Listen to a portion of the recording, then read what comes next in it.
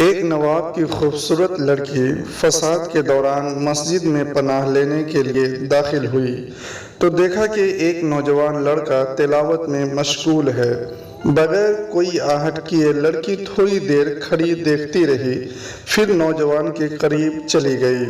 اسلامی رنگ میں رنگے نوجوان نے جب اپنے سامنے لڑکی کے بے پردہ حالت میں دیکھا تو اسے مسجد سے نکلنے کو کہا، لیکن لڑکی نے باہر نکلنے سے انکار کر دیا۔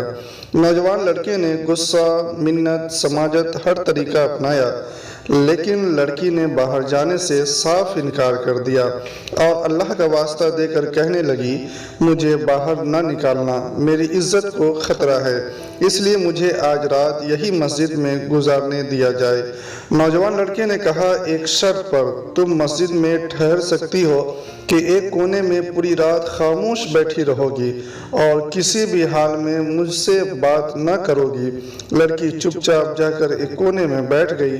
ادھر نوجوان عبادت گزار لڑکا ہر تھوڑی دیر کے بعد اپنی ایک انگلی جلتے چراغ پر رکھتا اور پھر سسکیاں لے کر انگلی ہٹا لیتا۔ لڑکی رات بھر یہ تماشا دیکھتی رہی مگر کچھ بول نہ سکی۔ اللہ اللہ کر کے صبح ہوئی۔ لڑکا فجر کا اذان دینے کے لیے اٹھا تو لڑکی سے بولا، اب وہ چلی جائے، نمازی آنے والے ہوں گے، کسی کو کوئی غلط فہمی نہ ہو جائے۔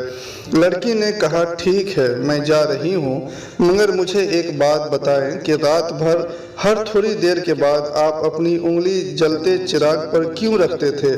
نوجوان لڑکے نے جواب دیتے ہوئے کہا، جب کبھی مجھ پر شیطان کا غلبہ ہوتا تو میری خواہش ابھرتی تھی۔ شیطان کہتا تھا، اکیلی لڑکی ہے، اپنی خواہش پوری کر لو، مگر میں جب اپنے انجام یعنی دوزخ کی آگ کو یاد کرتا تھا تو میں اپنی انگلی چراغ پر رکھ کر یہ چیک کرتا تھا کہ کیا میں دوزخ کی آگ سہ پاؤں گا، مگر جلد ہی مجھے احساس ہو جاتا کہ یہ چراغ کی آگ پر ایک چھوٹی سی انگلی میں برداشت نہیں کر سکتا تھا، تو کل قیامت کے روز میرا جسم جہنم کی آگ کیسے برداشت کر سکتا ہے؟